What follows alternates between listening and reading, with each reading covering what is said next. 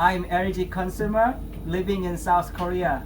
I want to tell you many international consumer about LG dryers failure and multiple temporary repair.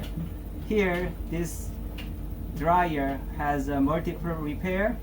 In 2023, it has PCP electric circuit problems, and from October 2025 to May 2026, it had 5 times electric failure, especially water leakage. So today I want to show you how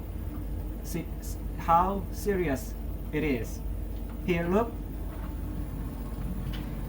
It is working even when water bottle doesn't fit.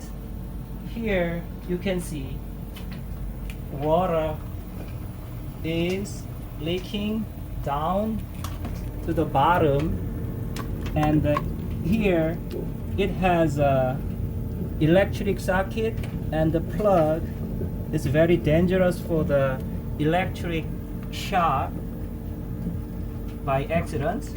So you can see that go down.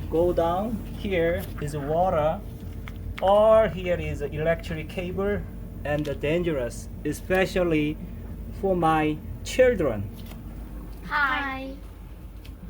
Okay, I want to say LG states they can do only temporary repair, but I want to say LG should be responsible for consumer satisfaction and safety, especially for the children.